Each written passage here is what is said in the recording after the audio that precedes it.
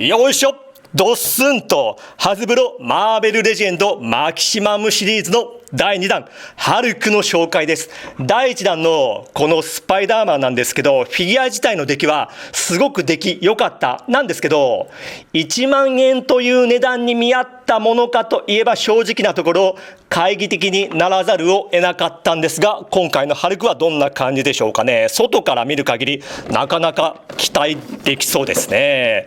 後ろがこれね、サンダークラップ。よし、ではね、開けていくぜ。よいしょ、どんな感じでしょうか。出てこい、ハルク。ハルクスーシュと、おほほ、2段構えか。下にハンドパーツとサンダークラップのエフェクトパーツ。よいしょ、どんな感じでしょうか。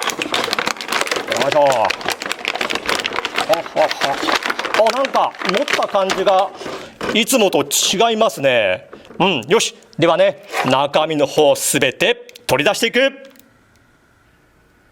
はい、では手に取った最初感じた違和感なんですけど、上半身のここの部分、このようにラバータイプになっているんですね。これによりパッケージ裏の写真にもあったように、ハルクの代表的な技の一つ、サンダークラップの再現ができるようになっている。高い技の再現度はもちろん、バタフライ機構を生かし、広い可動域と自然な見た目を両立させていますね。新シリーズだけあってマーベレジェとしてはなかなか挑戦的。サイズ比較からいきましょう。フィギュアツ仮面ライダー真骨頂新1号とマーベルレジェンドアイアンスパイダーマンコミックバージョン。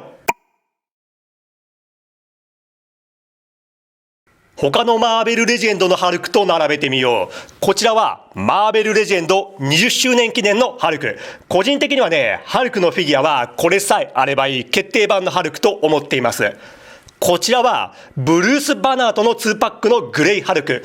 この2つ、頭部以外は全て流用ですね。なので大きさ的には大差ありません。今回のマキシマムシリーズもそれらに準じた大きさになっている。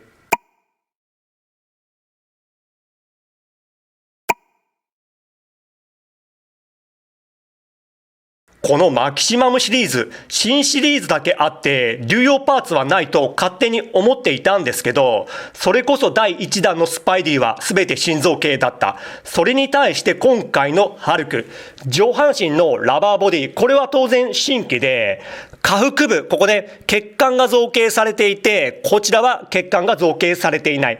これを見るにつけ、下腹部も心臓系だと思われる。腕の方なんですけど、ここ肩の三角筋、ここも新規パーツかな。流用ではないと思う。血管の浮き出た箇所が違いますものね。ナイスバスキュラリティ。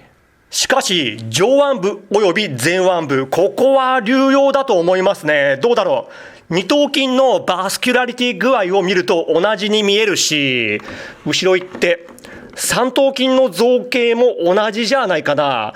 塗装の違いによる目の錯覚ではないと思う。前腕部の方も細部よく見てみると同じですよね。下半身のズボン、これはもう完全に流用ですね。破け具合とか一致しています。一目瞭然。塗装は若干違いますけどもね。すねの方もおそらく同じパーツが使われているんですけど、つま先の方、マキシマムの方にはつま先可動が追加されているので、ここは新規ですね。頭部を見てみましょう。目は白目で、にやりと不気味な笑顔を携えたハルクらしい頭部。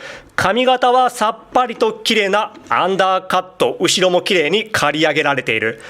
自分もね、普段このような髪型なので、親近感が湧きます。かっこいい頭部です。こちらは前髪を下ろした食いしばり顔。先ほどのものと比べると少し雰囲気が変わり、幾分ヒロイックな頭部ですね。いや、これもいいな、素晴らしい。めっちゃかっこいい。こちらは叫び顔。個人的にこの頭部パーツが一番好きかな。めっちゃかっこいいですね。髪の毛が逆立った造形になっていて、顔の深いシワや見開いた目が迫力満点。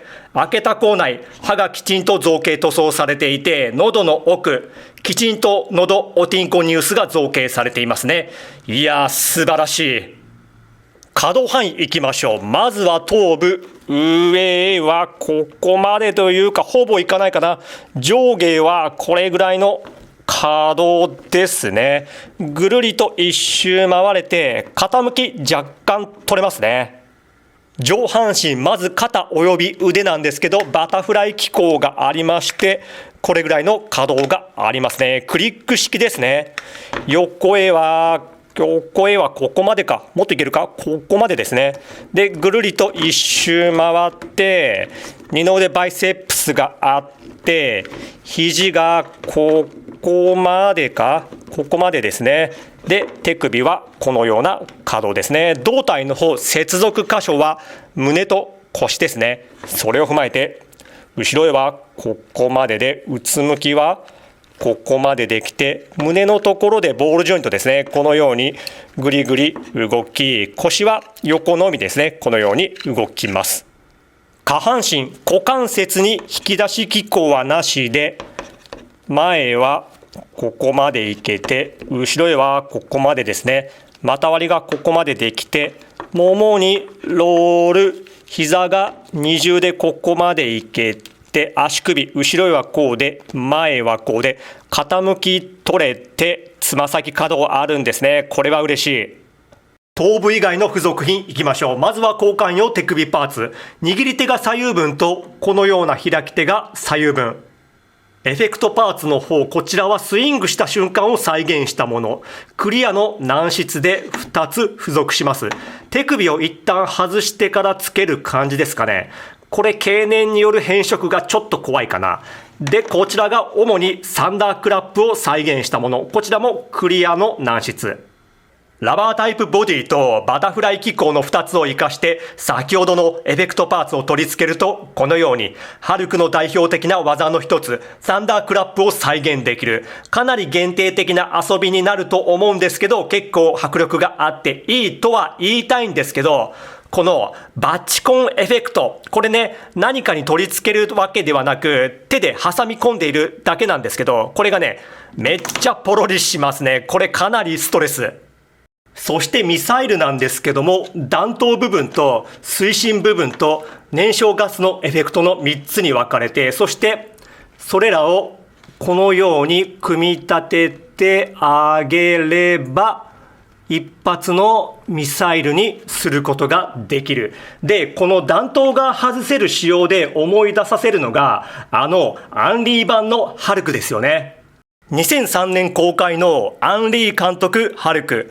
エリック・バナーがブルース・バナーを演じ、そして我が永遠のアイドル、ジェニファー・コネリーがベティ・ロスを演じている作品なんですが、その映画、ハルクの能力を非常によく描いた作品で結構好きなんですよね。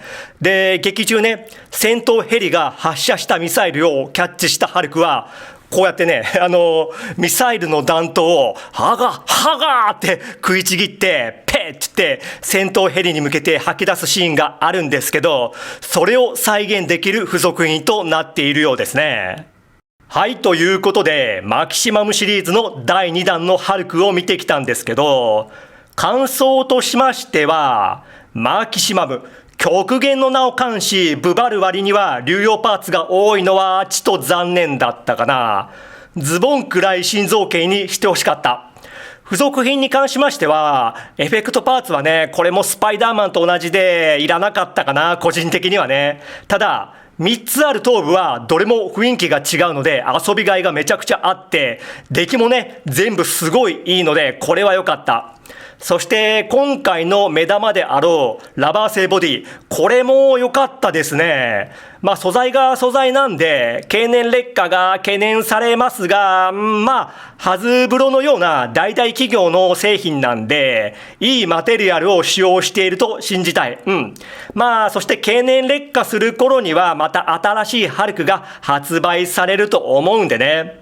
で、値段の方もね、自分ゾンアマで1万円弱、9000円ぐらいで予約して買えたんで、その点も踏まえて今回のハルクは、満足ですね。